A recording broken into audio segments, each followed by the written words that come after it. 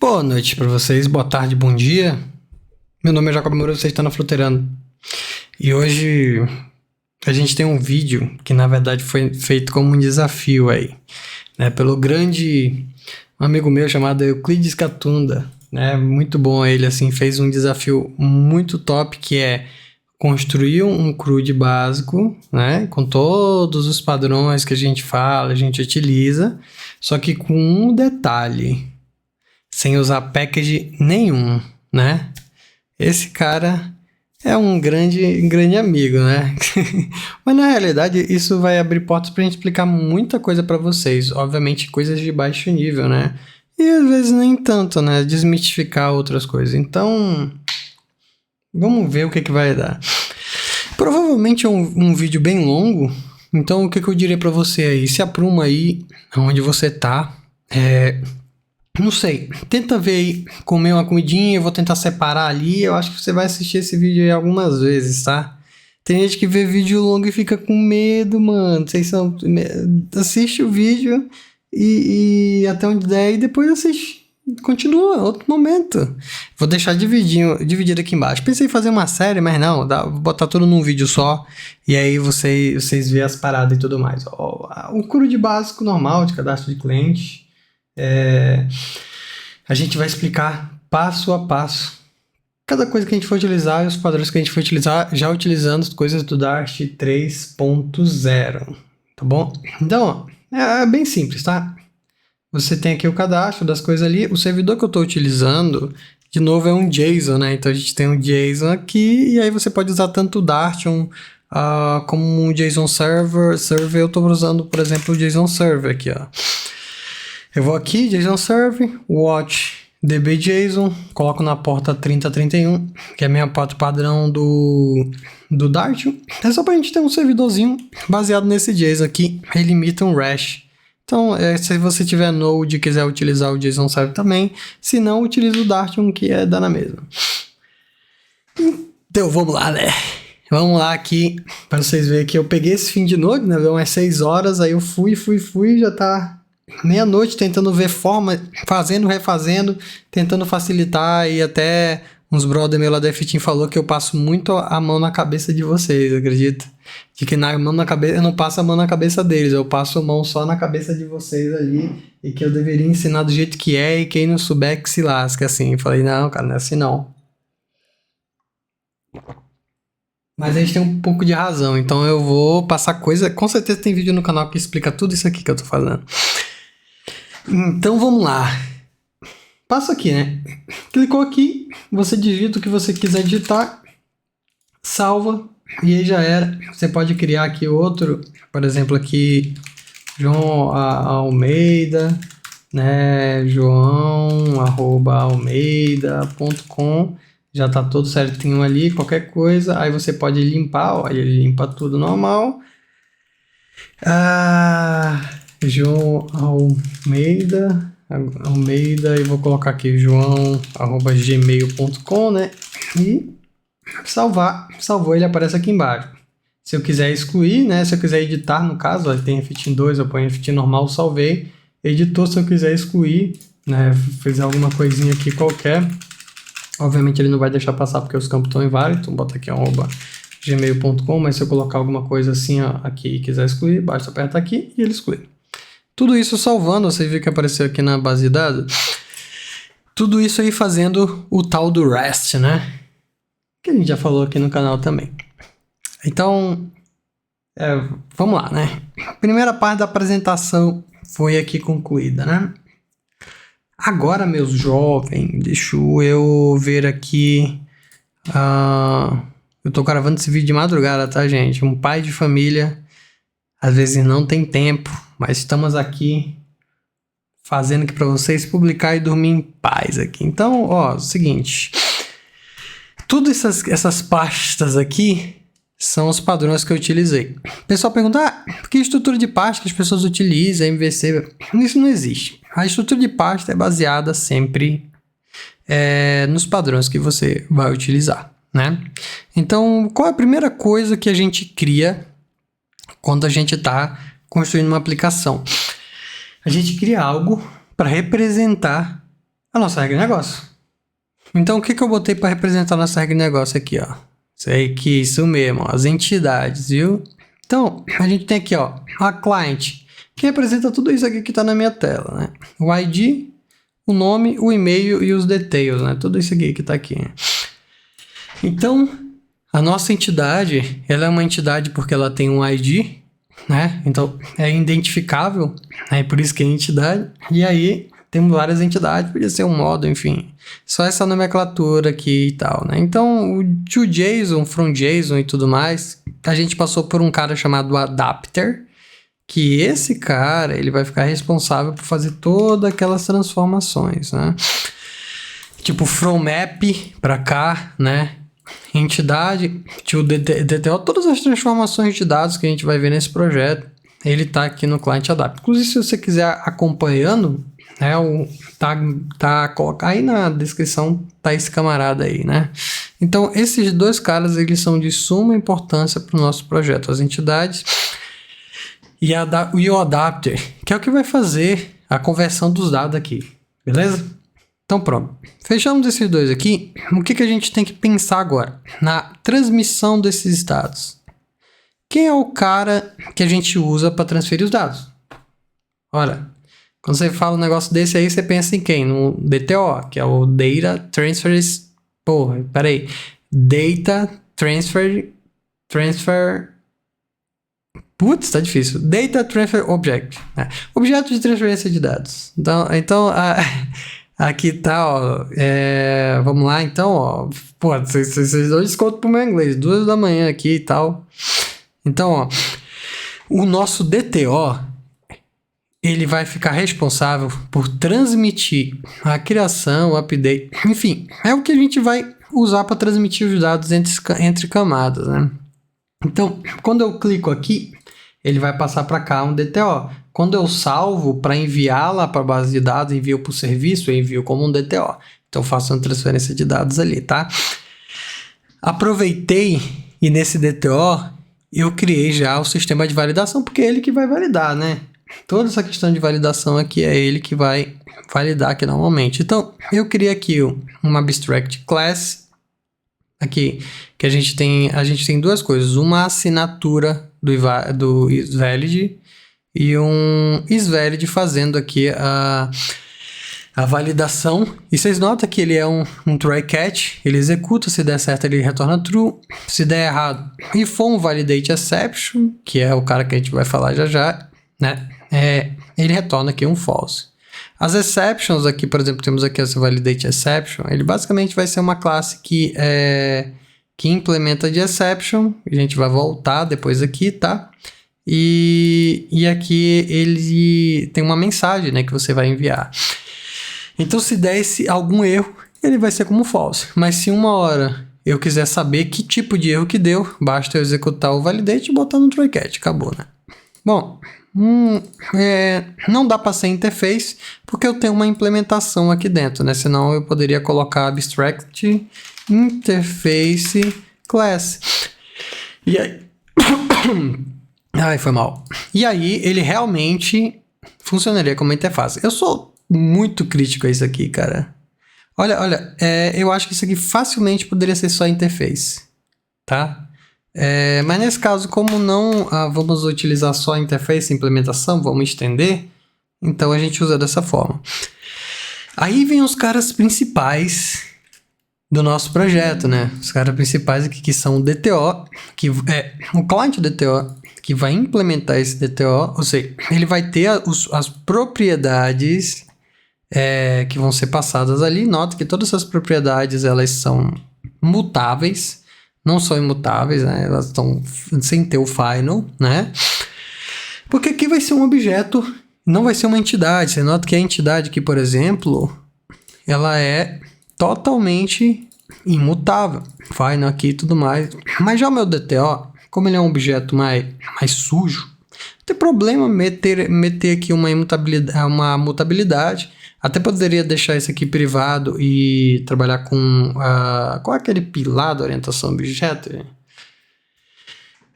São 4 pilares, né? Um deles é pra gente... encapsulamento, exatamente isso aí. Então dá para você colocar privado, trabalhar com capsulamento aí pros javeiros de plantão, não tem problema nenhum, tá? A ideia eu decidi deixar público mesmo, por enquanto, né? Então aqui, ó, aqui dentro vai ter duas situações. Vai ter o DTO, que eu vou usar quando eu for atualizar, e vai ter o DTO, que vai ser quando eu criar. E como eu estou numa base de dados que vai ter que eu vou ter que gerar o ID, então eu sempre vou aqui no construtor. Se eu passar o ID, eu coloco o ID aqui no meu global. Se eu não passar, eu uso aqui a função string generator, que é o quê? É um cara, lembrando que nós estamos sem package, tá? Então algumas coisas estão grandes mesmo. Então isso aqui é um código para me gerar uma string aleatória com 20 caracteres. Simples, né? E aí ele vai gerar uma string aleatória para mim que vai servir como um ID, tá bom? Óbvio que no momento aqui de produção você usaria algum outro encriptador qualquer, faria muito mais sentido, né? Mas como a gente não está usando package, a gente está passando aqui nessa parte. Na verdade, vai ter uma parte desse vídeo, não desse, né? No próximo vídeo, em que eu vou usar packages, né? Para ver o quanto que facilita desse código aqui. Porque a intenção é mostrar para vocês três coisas. Primeiramente, packages não são problemas, não são problema, desde que você saiba utilizar, né? Saiba onde você vai utilizar, simplesmente não jogue aí, né? E como ele pode facilitar determinadas coisas aí, demandas que você já sabe, né? Então aqui no meu DTO vai ser uma classe mais mutável, né? Eu coloquei aqui uma função de cópia para ele fazer um deep copy, né? Criar uma nova instância com os mesmos dados, mas uma cópia mais profunda. Em alguns casos, para disparar a reatividade vai funcionar, né? Quem entende de Vela Netify ou de MobX sabe que isso aqui é necessário, né? Igual stream, que você pode enviar o mesmo dado quantas vezes você quiser. E o validate. Só que esse validate eu fiz de uma maneira diferente. Eu coloquei ele em um mixing, né? Um mixing aqui, salve aí pro Pedro, né? Que a gente estava conversando muito sobre essa questão de talvez não trabalhar com Value Objects, talvez Value Objects, tem até um vídeo aqui no canal sobre, seja um pouco complicado para você criar validadores, e aqui você pode utilizar um mixing para validar e aí implementar, né, esse mix direto no DTO. Então, por exemplo, aqui eu criei um mixing que ele tem um método navigateValidate e e-mail-validate, onde ele faz as validações normais, né? Se ele for inválido, se ele for válido, ele não retorna nada, já que ele é void. Agora, se ele for inválido, ele dispara uma exception. Outra coisa que eu coloquei aqui é que é uma string.asException. Isso aqui é uma extension.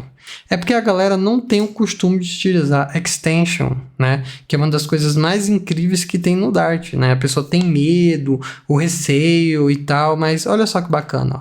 Eu criei uma extension só para representar e eu poder falar isso aqui para vocês, ó. Lembra da nossa validação? Em vez de eu criar um carinha aqui, eu fiz uma extension para string, em que eu adicionei em todas as strings do meu projeto a função asException. E aí, esse asException cria uma instância de validate exception, passando ela mesmo. Quem é ela mesmo? Já que esse cara aqui, essa é uma string, então this é a string que está utilizando ele. Isso aqui é muito legal, velho. Muito legal. Então eu botei isso aqui só para vocês brincarem, né? E estimular vocês a brincar um pouco com a exception, né? Com extension. Aí, ó, botei uma string, botei o asException, isso aqui vai se transformar em validate exception com esse texto aqui. É muito legal. E a mesma coisa acontece nesses outros caras. E aqui no DTO, como ele pede um arquivo validate, eu basta para fazer um validate geralzão de todo mundo, como só o name e o e-mail precisam de validação, eu coloquei os dois aqui e acabou. Poderia botar nos outros também, mas não acho necessário. Então, tá criado aqui o meu DTO. É esse cara que eu vou transmitir na tela. Como? A gente vai ver aqui já, como a gente vai gerenciar o estado, essas outras coisas. Mas esses carinhas aqui pronto, né? Primeiramente pronto, né? Nessa regra de negócio, antes da gente desenhar qualquer tela ou qualquer outra coisa, isso aqui vai ditar muitas coisas legais, olha, gente. Então, o primeiro passo aqui que a gente tem que colocar Agora é a gente falar aqui sobre as páginas em si, né? Eu estava em dúvida se primeiramente eu falava sobre os estados, sobre o gerenciamento de estado em si, né? O consumo externo ou as páginas normalmente e os seus widgets filhos. Mas eu fiquei imaginando que talvez eu mostrando os widgets filhos e as necessidades possam realmente fazer bastante sentido. Então, eu vou para essa abordagem. Eu não vou falar agora de gerenciamento de estado, mas eu vou falar agora da página e do estado, né? E aí depois a gente vai ver o gerenciamento desse estado através do Value Notify, que é o que a gente está utilizando aqui nativo. Fechado? Então vamos lá. O primeiro cara é essa página aqui, essa página inicial, que é um scaffold, appbar, list view, floatboot, nada diferente, né? Então, como que a gente vai funcionar aqui? Depois, no gerenciamento de estado, a gente volta e explica os disparos das ações. Por enquanto, a gente vai focar na criação aqui dos dados, na criação aqui, inclusive usando o novo switch, né, que é da hora dos estados, né, dessa tela. Então, vou abrir aqui os estados do client state. Por que eu fiz dessa forma? Poderia criar reatividades e tudo mais, mas a galera que usa block, ela vê muito efeito nisso aqui. E ela acha que é só no block que você pode utilizar isso aqui. E na realidade não é assim. Você pode utilizar isso aqui, é o state pattern, né? Você pode utilizar isso aqui em qualquer lugar, em qualquer atividade. Então, até por isso, eu fiz assim. Reconheço que muita gente acha complicado, acha verboso gerenciar o estado dessa maneira, né? Você criar a classe. Tem gente que acha extremamente bonito. Eu acho extremamente elegante, né? Porque fica bem descrito que estado que é. Mas tem gente que não gosta, né? Faz de outra maneira. Mas aproveitei para fazer dessa maneira com State Pattern para mostrar para a galera aí que usa o Triple, que usa o Block, acaba utilizando esses estados, que não é só lá, você pode usar, inclusive, sem package nenhum aqui, já que é só orientação a objeto. Qual a diferença que a gente vai ter no 3.0? É que a nossa classe Py, ou classe estado geral, ela vai ser um CLED, né? E isso aqui tem um motivo muito especial para ser assim. Estamos falando do Dart 3.0 em diante, né? Senão ia ser só uma abstract class mesmo. Mas dessa feita ela tem que ser um CLED e tudo mais. Por quê? Porque o CLED, além de eu selar o uso desse estado, né? Digamos, em outros lugares você não poder estender, não é esse tanto o objetivo. Mas ele tem uma ideia muito mais legal nisso aqui, que é de falar pro compilador exatamente qual vai ser os filhos, né? Qual vai ser os filhos que esse cara está estendendo. Já que ele está limitado a esse escopo aqui, né? Para ele ser. Então, fica mais fácil para o compilador entender todas as classes que herdam desse cara aqui, para desse cara. Por exemplo, o State Client, Getting Client State, Load Client State, Filler Client State. Então, eu entendo todas essas outras 4 classes aqui que herdam. Eu entendo, não, na realidade, o compilador entende. É muito mais fácil. Por isso que a partir de agora, quando você utilizar o State Pattern, você vai utilizar o quê? Você vai utilizar o CLED. É importantíssimo que você utilize esse cara aí. Não tem para onde correr. Você vai ter que utilizar agora. Ainda mais quando eu te mostrar essa outra parte aqui que você vai achar interessantíssimo. Então, na view, né, eu estou usando para escutar a reatividade, já que é um Value Notify, eu posso usar tanto o Animated Builder ou o List Enable Builder, que pouca gente sabe que existe, né? Esse List Enable Builder, mas ele é o pai do Animated Builder. Como o Animated Builder ele tem muito aquela questão de nomenclatura de animação, eu preferi usar o List Enable Builder para mim escutar o meu Value Notify aqui. Poderia escutar também o Value List Enable Builder, mas eu acho muito verboso o nome ali. Eu gosto mais do List Enable aqui. E também, se eu precisar escutar mais de um Value Notify, eu posso colocar aqui um listenable.merge e aqui eu sair tacando todos os caras que eu quero escutar, né, de uma vez só. Então dá para me fazer dessa maneira, né? Por isso que eu prefiro os caras com listenable dessa forma aqui, viu? Então, olha só que coisa bacana. Porque aquele CLED que a gente estava mostrando ali faz efeito aqui agora pra gente. É bem interessante. Que a gente consegue utilizar esse novo switch do 3.0.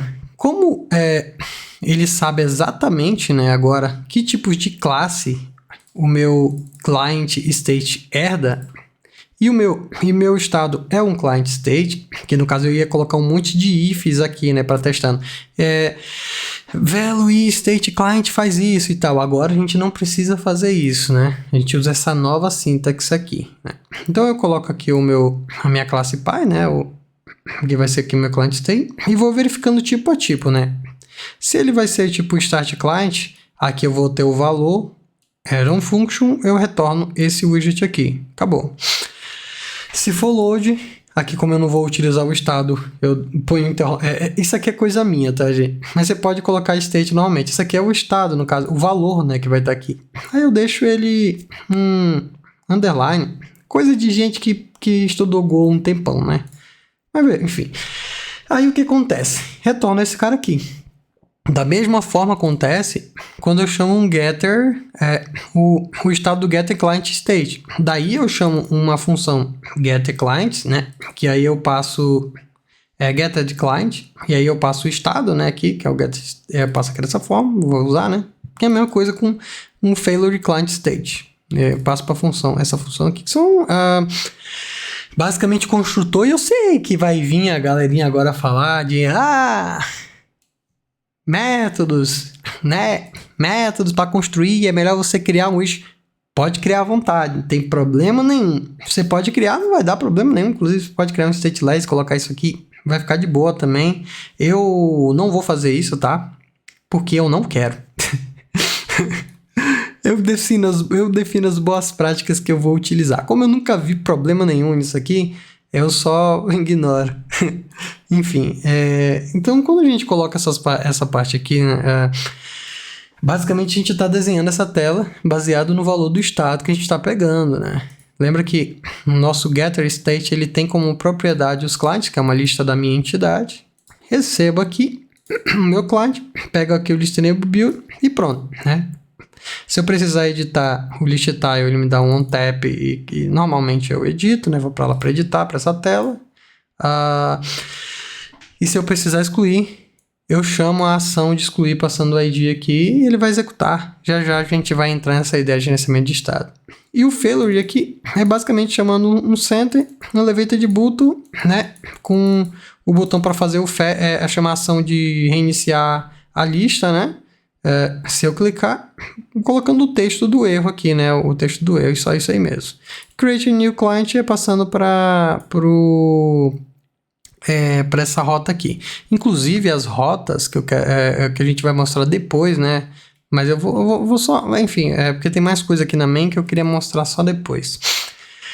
Mas aqui basicamente eu vou ter o meu client page, eu vou ter o create, que é o meu próprio edit client, que é a próxima página que a gente vai ver. Só que, claro que na barra edit, eu realmente tenho também o edit client, mas processando a minha entidade, né? Então eu envio essa minha entidade bem aqui via argumento, né? Com o meu navigate push image com argumento, e eu uso esse modal route.off para pegar o argumento e passar para dentro no construtor do meu edit client. Então é assim que a gente pega quando a gente usa só Dart mesmo. Se você usa modular, você já deve conhecer outras maneiras, né? De passar esse camarada. Mas aqui, quando a gente não está usando package, a gente usa dessa maneira aqui. Não é nem problema também, não. É bem tranquilo, na real, né? Então, essa tela apresentada, isso aqui ficou lindo demais. Concorda? Eu acho que ficou lindo demais. Pô, sério mesmo. Isso aqui é muito lindo. Então, vamos para outra page aqui, para a gente continuar. E aí eu vou abrir o outro estado que tem a mesma ideia, né? Então, aqui a gente tem o Edit Client. E esse Edit Client, ele tem essa ideia de, ser uma CLED Class. Lembrando, a partir de agora, todos vai ser CLED Class. Então, eu acho que você já entendeu um padrão aqui das coisas de como que eu vou utilizar, né? Então, só que dessa maneira, dessa feita aqui, eu não utilizei um builder, né? para ser diferente, né? E você ter opção. Então, no curso todo nesse stateful, eu recebi aqui uma entidade normal, né? E aqui embaixo, no meu estado, eu começo a descrever ela. Primeiro eu vou ter que pegar esse DTO para me colocar dessa tela, né, e transmitir. Então eu vou transformar a minha entidade numa DTO, que é só o objeto de transferência de dados que eu posso mexer, para mim não mexer diretamente na minha entidade. A minha entidade eu não mexo, né? Então, se eu recebo a minha entidade ou não, isso define se ela é editable ou para criar. Se a minha entidade é nula, né, então ela não é editável, né? Isso vai fazer a diferença de quando a gente for disparar ação, ou de criação ou de edição. Então, por isso eu criei aqui esse getter, né? Para ele trabalhar dessa forma. Daí eu abri o init state para fazer o trabalho, né? De criar o DTO. Se a minha entidade ela for diferente de nulo, então eu uso o meu adapter. Lembra daquele adapter que eu apresentei lá atrás? Então ele tem um método que ele pega aqui, entity to DTO, que ele basicamente vai pegar a minha classe entity e retornar uma instância da client DTO, faz uma conversão de tipo, para isso serve o adapter, né? E aí eu passo esse camarada para dentro aqui do DTO. Se não, eu instancio um DTO zerado, que aí vai ser a parte de criação. Se eu não passei uma entidade, é porque vai ser criado algo do zero aqui. Bom, depois a gente vai falar sobre o gerenciamento de estado, né? Que eu já adianto que é o WASP, né? Eu só tenho falado do WASP ultimamente e até uma dessas características que eu estou usando é usar padrões, inclusive os padrões mais atuais como o WASP, sem package nenhum e dá pra gente usar tranquilamente. Depois a gente volta no gerenciamento de estado. Daqui então, a gente tem que fazer o seguinte, né? Eu decidi escutar o Value Notify agora para mostrar, né, dessa forma. Eu botar o DD Listener, já que ele é um listenable, e eu tenho uma função chamada Listener. E aí eu registro aqui no DD Listener e removo no Disposal, tá vendo? Isso aqui é seguro pra caramba de você fazer. Eu adiciono e removo no Disposal. Acabou. Lindo pra caramba isso aí, né? Agora que já no meu Listener, toda vez que eu receber alguma coisa desse cara, eu dou um set state, rebuild a tela inteira. Não tem problema nenhum, eu acho que quando eu falo rebuild a tela inteira, algumas pessoas devem ficar, meu Deus do céu, mas não. É bem de boa mesmo, viu? Então aqui eu uso de novo aquele switch. Lembrando que para esse switch novo funcionar, eu tenho que ter duas condições. Uma classe com pai selada, né? E todos os seus filhos aqui, né? Todos eles, se tiver faltando um, ele vai dar erro aqui, ó. Ele vai dar erro. E um retorno, porque ele vai precisar retornar um tipo, senão ele vai ser o tipo do switch comum que a gente utiliza com case e tudo mais, todo aquele statement dele lá mesmo, né? Olha só que da hora. Isso aqui é bonitinho demais, velho. Se ele for um state, isso aí eu não vou fazer nada, então eu só ponho state aqui normal. Se ele for um save de client, eu dou um pop, né? E aí ele volta pra tela ali, né? Se ele tá um load, eu não vou fazer nada aqui, porque eu sempre vou só aproveitar o set state, mas se no futuro eu quiser fazer, já tá tudo pronto aqui pra mim mexer, né? E se dá uma failure, eu vou chamar aqui um snack barzão da vida, né? Esse snack bar nada mais é do que eu chamar um scaffold message e passar o snack bar vermelhinho e tal, com algum erro, sem problema nenhum, né? E salvar ele é basicamente eu verificar se ele tá válido, chamando lá aquele cara do DTO ali, eu verificar se ele é válido. Se ele não for válido, eu chamo aqui um snack bar com campus inválido, né? Beleza? E assim, eu aperto no botão e ele vai me informar normalmente, e aí eu dou um return para ele não vir aqui para baixo e não chamar nenhuma dessas opções. Lembra que eu fiz aquele teste aqui em cima, se ele é editável ou não? É pra gente usar aqui embaixo, ó. Aqui, gente, aqui é o seguinte, eu disparo as ações, né, enviando o DTO como parâmetro, mas depois a gente vai voltar nesse cara quando a gente estiver falando de gerenciamento de estado. Vamos para o próximo aqui. Aí a gente tem a função de clean, que olha só que interessante, é simplesmente eu reiniciar o DTO. Reiniciar o DTO totalmente. Então, reinicio o DTO, tá valendo. Eu acho que um ponto interessante aqui que eu poderia colocar é, antes de eu reiniciar o DTO, eu aproveitar o ID do DTO, porque aí eu posso só limpar um campo, enfim, que já tem um ID. Então eu vou usar dessa maneira aqui para eu sempre não perder o ID quando eu limpar. Às vezes eu vou perder o ID ali, eu estou fazendo uma edição, perco esse ID e vou acabar virando uma criação, né? E aí, enfim, isso aqui eu botei só para botar mesmo, para ter possibilidade. Eu acho que nunca ninguém usaria isso, mas eu botei para mostrar coisas sobre keys aqui, eu já vou mostrar. Então aqui eu verifico se o estado, né? Pego o estado, verifico se o estado, já que ele vai ser rebuildado aqui sempre que ele for chamar aqui, o listener vai chamar o setState. Então eu já aqui dentro do build já faço as coisas mesmo. Pego o estado, verifico se ele é diferente de um load edit client state, porque aí eu vou botar aqui o enable. Isso quer dizer o quê? Que toda vez que der um load, toda vez que não for load o estado, ele vai ficar habilitado. Mas no momento que ele for load, ele vai desabilitar tudo. E aí eu vou botar essas condições ali embaixo. Isso aí vai fazer efeito nos botões e no stack form field. Eu gosto de trabalhar assim. Toda vez que dá um load, eu desabilito tudo. Eu acho que nem vai dar pra gente ver por conta da rapidez, enfim. Mas eu coloquei isso aqui pra gente testar. O próximo passo é criar o scaffold normalmente, o padding. E aqui embaixo a gente começa a brincadeira.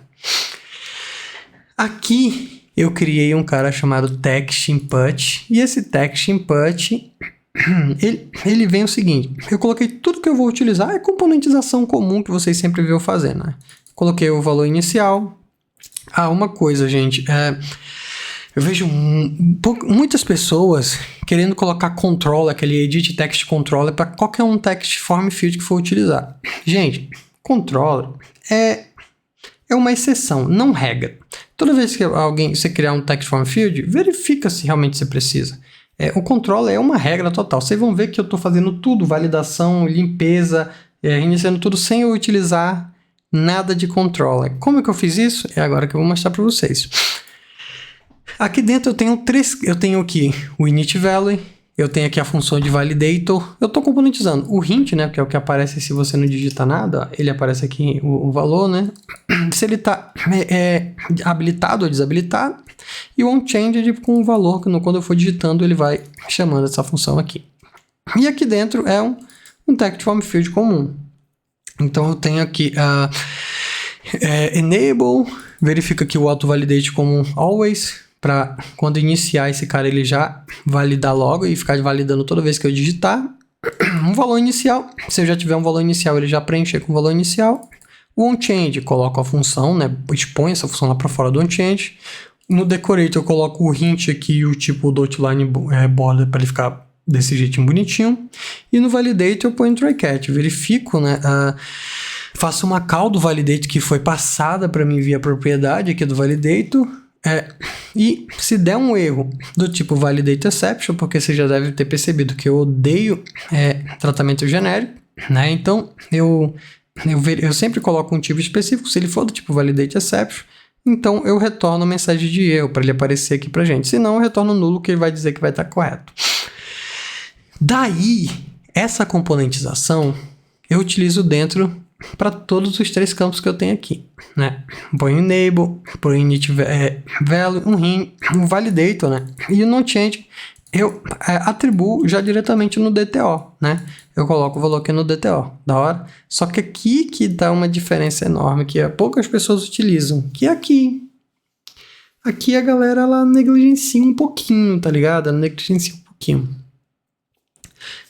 Quando o teu aplicativo rebuilda, né, ele faz um build, ele faz algumas checagens para ele não reconstruir o que ele não precisa. Por isso que você não deve se preocupar muito com o rebuild de tela inteira. O Flutter não rebuilda a tela inteira, ele vai escolhendo o que ele vai rebuildar. Então ele toma decisão baseada se houve de fato uma mudança na tela, pelo tipo, se é constante ou não. Por isso que sempre pede para colocar constante nas coisas, né? E também verifica posteriormente por keys. Ou seja, independente se for outra instância do aplicativo, vamos dizer que você tem uma bola azul e você vai trocar o estado por uma bola vermelha.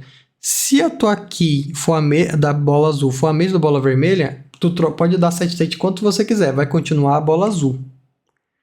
Entendeu? Então esse é um ganho de performance. Então, para aquela galera que, eu vou usar um set state na tela inteira, eu tô com medo de dar problema, não tem problema. Se tem coisa que você acha que tá pesando no seu aplicativo e você não quer que rebuilda toda hora, então você coloca uma key para ela. E aí ela só vai rebuildar quando essa key modificar. Olha que da hora! Isso é incrível. Então, pronto. O que eu tô usando aqui na minha key? Por exemplo, eu tô botando aqui sempre algumas condições. Eu tô botando name, enable e o hashcode do DTO. Isso significa que esse meu text input, ele só vai mudar se o meu enable modificar e se o hashcode do meu DTO modificar, se eu modificar o meu hashcode. Por isso que lá no meu clean, aqui, ó, aqui no meu clear, eu só faço alteração, eu só atribuo uma nova instância de DTO. Porque aqui, ó, nesse camarada aqui, ó, aqui, esse hash, como é uma nova instância, esse hashcode muda. E aí, esse text aqui, ele vai reiniciar com os novos atributos dele, ó. Mind-blowing total, né? Caraca, Keys, eu poderia estar utilizando isso a vida inteira, mas não tô porque não leio a documentação. Caralho, que bom, né? Então aí, ó, foi esse carinha, né, para nós aqui brincar um pouco. E aí vem a parte mais legal, né? Que a gente vai atribuindo todas as coisas e só fazendo a mesma coisa, inclusive a questão das keys. Eu só altero aqui o primeiro nome, representando o e-mail, mas vai funcionar do mesmo jeito, details aqui também. Então, faço tudo aqui, normalmente, né? E pronto, acabou. Tá bonitinho, tá funcionando da maneira que eu quero. E aqui embaixo vem os botões, né? O botão de salvar, chama o método salvou que a gente vê ali em cima. E o do clear, ele faz a limpeza normalmente. Bizarro, né? Então eu posso atualizar quanto eu quiser, que só, esses caras só vão reconstruir se eu modificar isso aqui? Exatamente. E existem várias outras keys também, não só de string como essa aqui, mas baseado em objetos e por aí vai. Você pode até pensar em maneiras legais aí de usar keys, né? Então, olha que da hora. Mudamos esse camarada e deu tudo certo. Essa é as telas, tá? Explicada bem devagarzinho para todo mundo compreender, né? Você estiver vendo a tela e dá uma parada, dá uma analisada e vai dar uma lida lá, né? Bom, antes de a gente falar do gerenciamento de estado, agora a gente vai falar da execução da regra de negócio lá na view, ou seja, consumo de API. Lembrando que eu não posso utilizar package, né? Então, os meus serviços, ó, ele está dividindo o seguinte. Eu tenho o meu client service, que ele vai fazer o pedido ali na API, né? Por todos os clients.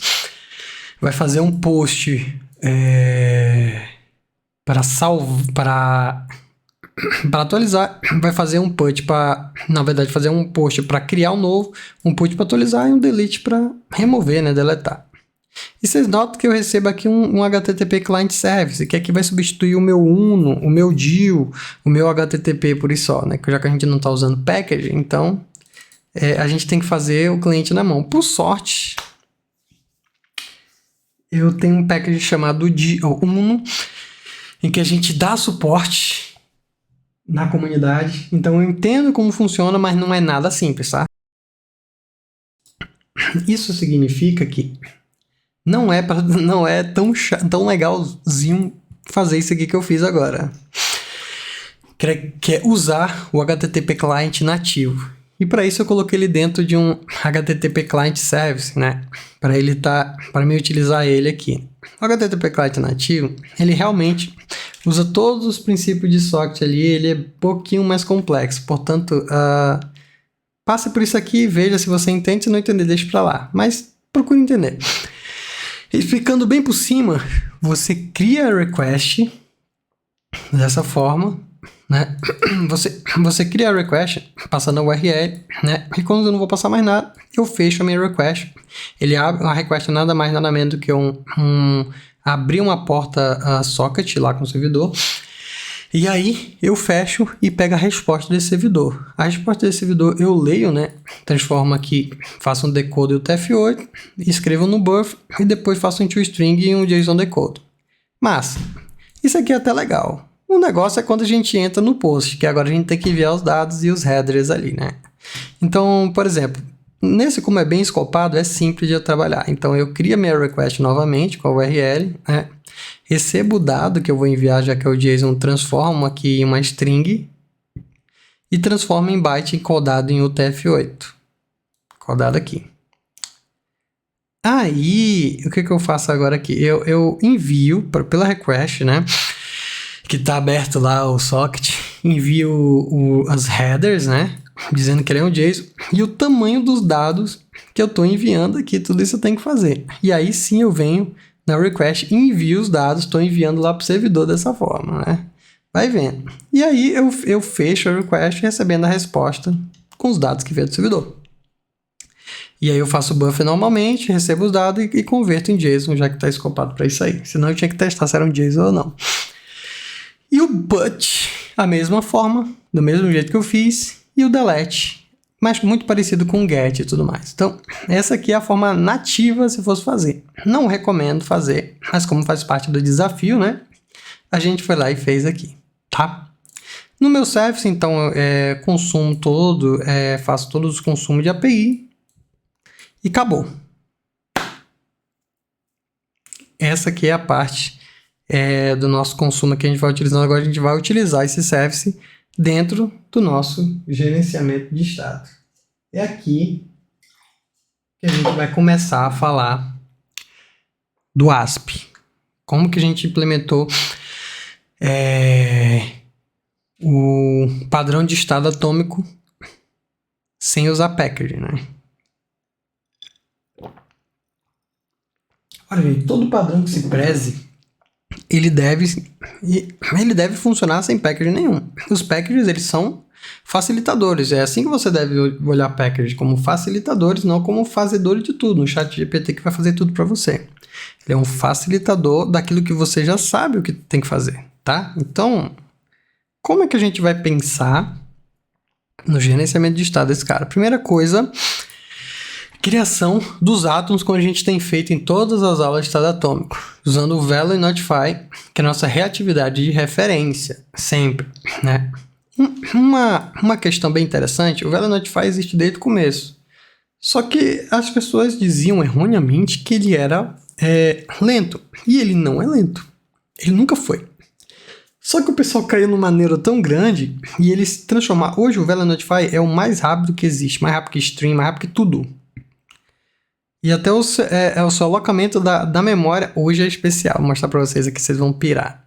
Aqui dentro, ó, quando a gente cria um Value Notify, ó, ele faz um alocamento aqui, ele aloca a memória de uma maneira diferente para funcionar mais rápido. Então, é de uma velocidade incrível para ninguém dizer que isso aqui é lento. Mas não precisava disso aqui, não precisava, mas ele funciona. Vale ressaltar que o RX Notify, que é feito aqui da Fluterano, e o próprio Atom, né, que está no package do Atom, ele estende de Value Notify. Portanto, eles têm todas essas vantagens que o Value Notify já tem, então eles só são extensões. Beleza? Então, trabalhando com o Value Notify, ó, criamos aqui o Value Notify com um client state e colocando aqui o estado inicial. Normal. Igual no block. Igual no Triple, qualquer uma dessas, Qubit, qualquer um desses lugares aí que utiliza, você pode usar aqui também estado atômico, só criar os teus estados e colocar dessa forma aqui. E criei também o estado aqui para o Edit Client State. Poderia colocar isso aqui em um outro arquivo? Poderia, mas eu deixei tudo junto para facilitar a compreensão também. Mesma coisa, Client Edit State e Start Edit Client State, né? O estado inicial ali dele, ali, o que a gente está iniciando. E de ações, fica claro que a gente tem o Fetch Client, que vai ser um Value Notify de Object, que é simplesmente para mim chamar ele com qualquer coisa e ele disparar a minha ação lá nos reducers, que é que a gente vai ver. O Create Client, que é onde a gente vai ter um Value Notify passando o DTO, da mesma forma o Update Client passando o DTO também, né? Os dois são praticamente a mesma coisa, mas como eles são ações distintas, é legal de dividir, até para a gente ter uma semântica legal, né? E o Delete, é onde a gente vai passar o ID de string aqui. Então, o delete ele passa dessa forma aqui. Beleza? Então, a gente tem os nossos atoms e as nossas actions, né? A gente vai ver primeiro agora como que está o reducer e como que a gente vai fazer lá na página. Então, o reducer aqui vai ser o cara que vai ser o ponto de encontro de todas essas ações aqui e é onde vai reduzir tudo, né? Vai preencher esses estados. Então, quando eu abro esse camarada aqui, como a primeira coisa que eu faço é o seguinte: eu estou escutando, né? Eu estou adicionando listen aqui, eu estou escutando o fetch client, o create, todas as minhas ações, eu estou escutando aqui. E aqui eu adiciono o listen e quando esse listen aqui foi disparado em algum lugar, ele vai chamar uma função. Isso aqui é bem interessante, depois vocês vão ver por quê. E aí eu faço isso todas as funções aqui, né? Então basta eu instanciar esse client reduce e chamar as ações que vai funcionar aqui normalmente. Então, por exemplo, client recebo aqui por construtor o meu service, sem problema nenhum. E aí eu começo a fazer as paradinhas aqui. Ó, load client state, ó, ele vai e adiciona aqui o value. Bota aqui o meu estado para load. Então ele altera a minha tela para load lá.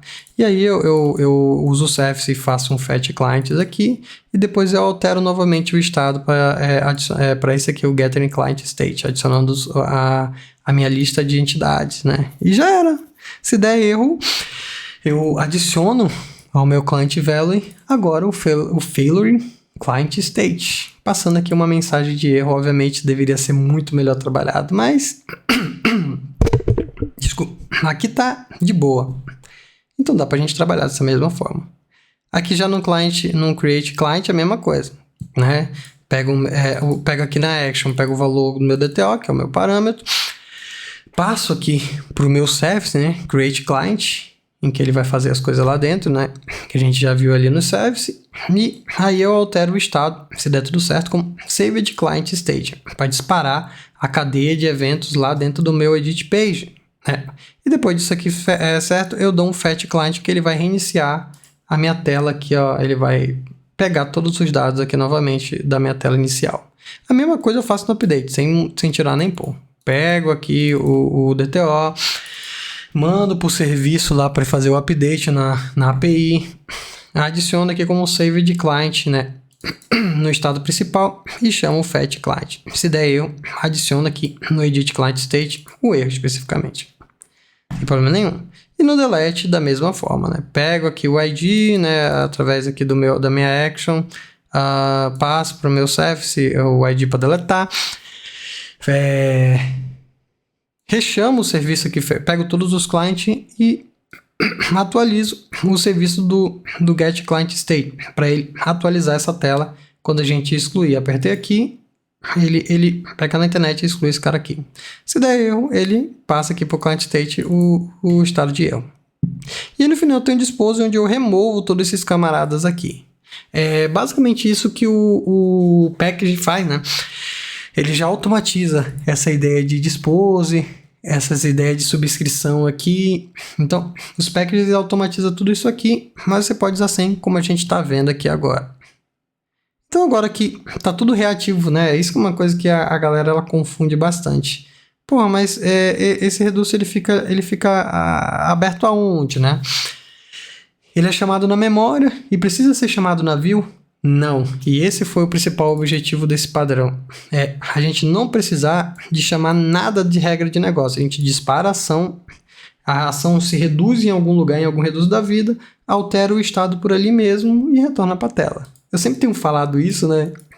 É porque eu não sei se vocês percebem o quão roubado isso é, tá ligado? Isso é muito roubado. Principalmente para você testar, para você fazer as coisas, isso é bizarro. É sério, isso é muito bizarro. Né? Auxilia muito. No começo, teve muita gente que teve dificuldade de entender essa mirabolância toda, mas depois quando entendeu, a pessoa, puta, caralho, isso é muito doido. Então, acho que vai um tempo aí para se acostumar dessa maneira. Bom, agora a gente volta para as páginas e ver como que funciona a parada lá. Né? Na minha página principal, nota que Eu sempre tenho essa mania. Iniciei a página, eu já pego aqui o meu client state e já coloco o estado inicial. Ele já tem o estado inicial, mas eu coloco aqui só por precaução. Eu sempre inicio o estado, põe o estado inicial. Eu sei que ele já está aqui no Atom com o estado inicial aqui. Mas eu ponho logo também, assim, é uma coisa que eu faço sempre. E aí, eu chamo esse widget binds para ele chamar uma coisa no próximo frame, ou seja, depois que o build terminou, né, é como se fosse um negócio pós-build. Então, esse add part frame callback serve para isso. E aqui eu chamo o meu estado, passo um valor com o próprio objeto, né? Se fosse com o ASP, o package do ASP, bastaria eu chamar, eu tenho facilitadores para isso. Aqui eu preciso fazer dessa maneira, não parece tanto uma chamada, mas isso aqui dispara a ação que vai ser escutada aqui no reducer, né? Vai ser escutada aqui, vai disparar esse método, e através desse método ele vai chamar essas coisas aqui, sem problema nenhum, ou outros reducers aí que pode estar escutando esse cara, não precisa ser só um reducer, né? Mas isso aí é uma conversa para outras coisas aí um pouco mais avançadas. Então, depois que ele altera depois que ele manda esse estado, ele vai alterar esse client state, né? Lá dentro do reducer ele vai alterar, então ele vai chamar um desses 4 estados, fazendo com que a tela aconteça as coisas aqui. Beleza? Já lá no edit page, mesma coisa.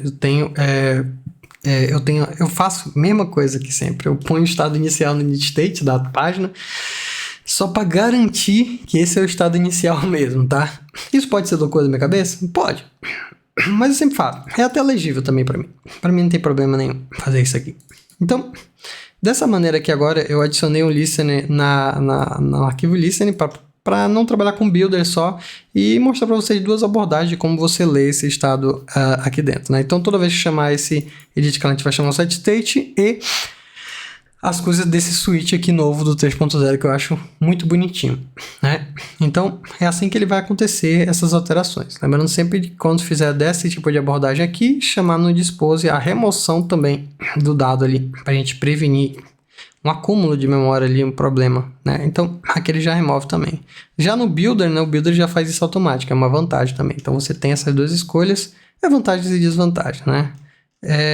E aqui na minha view não muda nada, né? Já que eu estou utilizando sempre a questão do estado já com setState, né? Então, toda vez que der o setState, ele vai chamar esse cara novamente, eu não preciso botar Builder, tá? Sem problema nenhum. Fechou?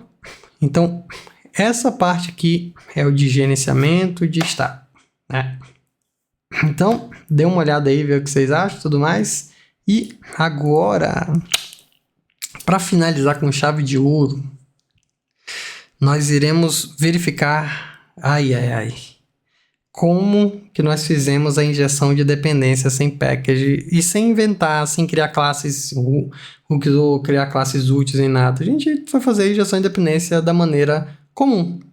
Então, eu criei aqui um root widget para ele ser um stateful para me aproveitar o ciclo de vida do aplicativo todo, né? Então aqui, ó, olha só, eu instancio o HTTP client, que é do próprio Dart, e aí eu instancio o HTTP client service, em que ele recebe o HTTP client, então eu passo para dentro dele dessa forma, e aí eu instancio o client service.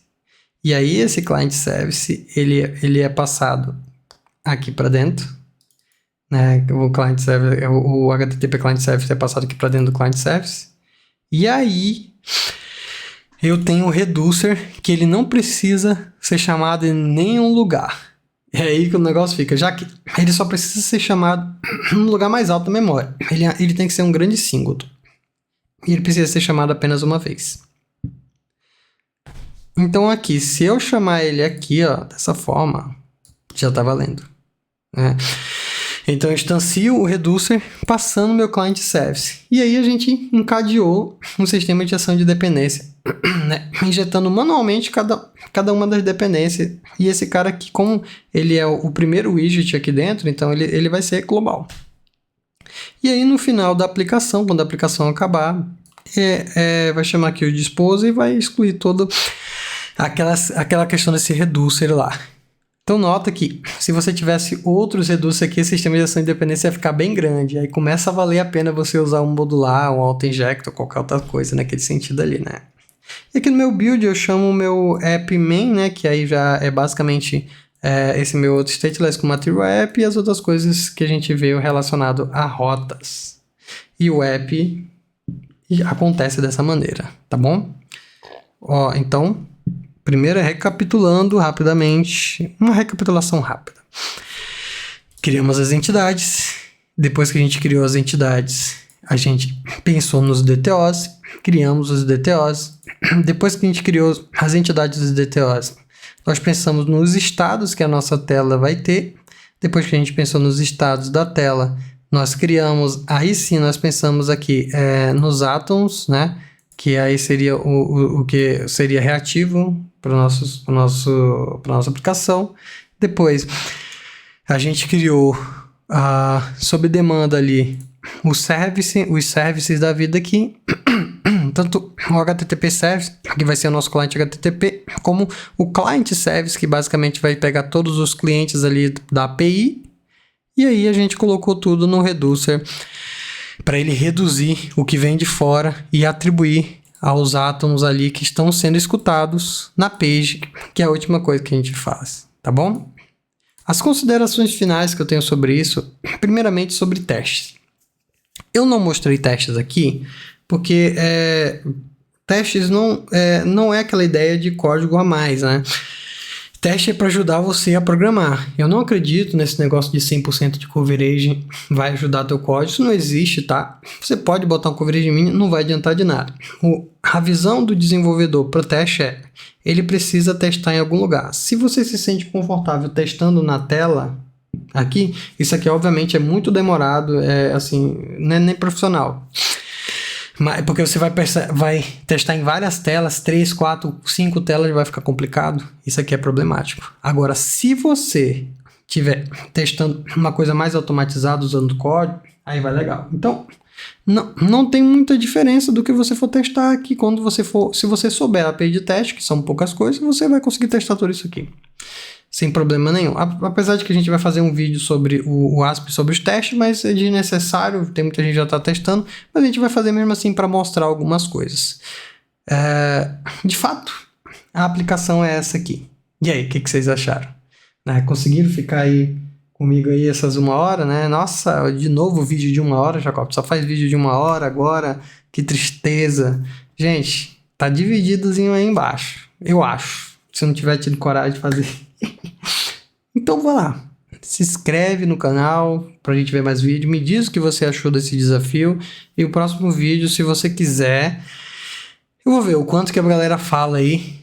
Se você quiser, a gente faz um vídeo sobre utilizando package nessa mesma abordagem aqui, né? Agora a gente vai substituir tudo isso que está aqui puro por package e vamos ver quanto de ganho a gente vai ter nessa situação aí. O que vocês acham?